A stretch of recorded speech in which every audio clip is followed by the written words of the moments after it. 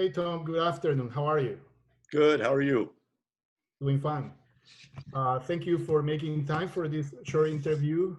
This is basically the second round of interviews that we are doing, uh, informing our congregation about our Mercy Ministries. And this time we are coming to ask leaders and volunteers to share with us a story or a couple of stories of how we have seen or you have seen the ministry impacting life. So now we are focusing on our outreach to the detention center, to inmates. So how, Tom, you or you have seen your volunteers, the volunteers that work alongside with you, seeing people's impacted by the ministry? Probably a number of ways. I think it's a real encouragement to the people that come. It's when you're in your cell a lot of the day and there's not much going on. It's sort of it's just really nice to have someone come in from the outside to share in this way. It kind of makes people feel more human. It's more encouragement to them on one level, I think. And I think beyond that, of course, we're pointing them to Christ. It's some put their faith in Christ for the first time after they've come there. Some have done it a while ago, but they've kind of they've never had good teaching or never solid grounding that they stayed with it. So this is an opportunity for them to turn back. They have a lot of time for reflection, a lot of time for regret in some cases, but it's an opportunity for them, and many of them take advantage of it to attend a study like this and also to study on their own afterwards. It's not so much happening now, I think, during the COVID shutdown, but when things are more normal, they tend to have a lot of the people that attend the studies, and they attend those studies completely voluntarily. They also study on their own and have their own fellowship. And so occasionally you will see, I think, probably the biggest way that we see it impacting them is just really getting much more clarity on the gospel and the scriptures in general. There's a whole variety of knowledge and beliefs out there. Some of them are really out there. And it's great to see people really in the Word and maybe for the first time really sort of picking it apart and saying, what is this? What does it mean? So what? And trying to apply that and encouraging one another in that way. So that's a great thing. I think sometimes you do see dramatic changes in people.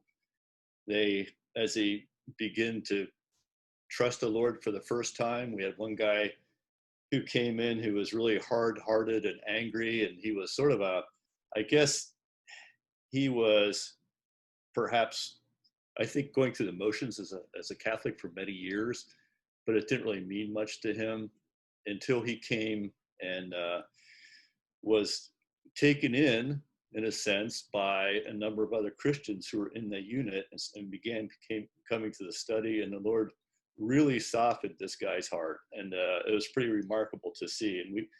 And I could see that over time. It just became very apparent. At one point, he was being really judgmental towards another inmate for an alleged crime that inmate had committed, and then he realized he just realized, he had no right to judge that person because of what the Lord had done in his life. And so he was able to let go of that and sort of see that and explain it.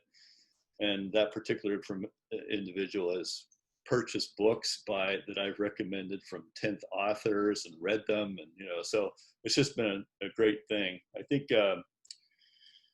we've seen in there where we're really pushing back against the influence of Islam, which is very strong in the prison. We had one guy who was a doctor, actually, who came to the Lord through the influence of another Christian doctor who happened to be, of course, in the unit at that time.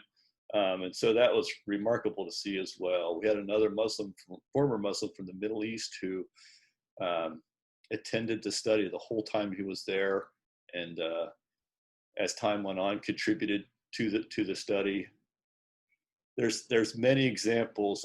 We had a guy in the study who was he was a practicing self-described pagan when he came in. Guy covered with tattooed, had a hard look about him,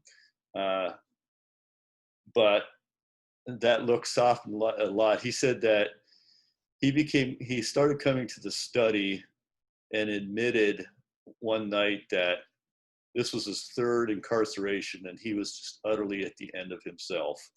And he had no part of Christianity in the past. He was farthest from it, but he was so sick of himself, so to speak, that he one night he just knelt down in a cell and asked Jesus to come in his life.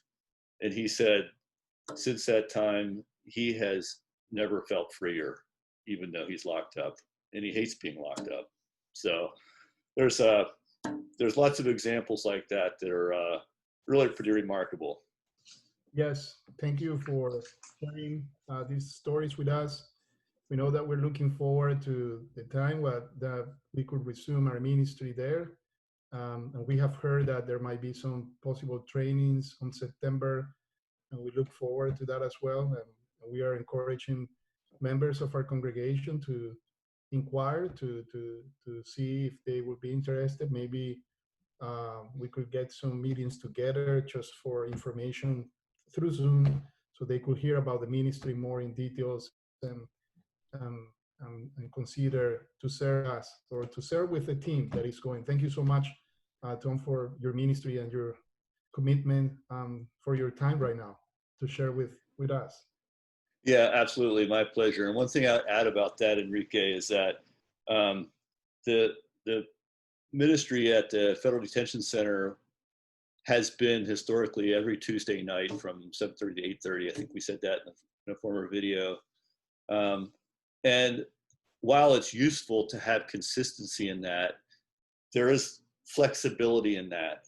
If a person might be interested in this ministry and doesn't feel like he or she could commit to that amount of time, maybe it's every other Tuesday. We have one volunteer coming every third Tuesday. So whatever works. And if you happen to miss a Tuesday, it's okay. So that's helpful just in terms of knowing what your commitment would be.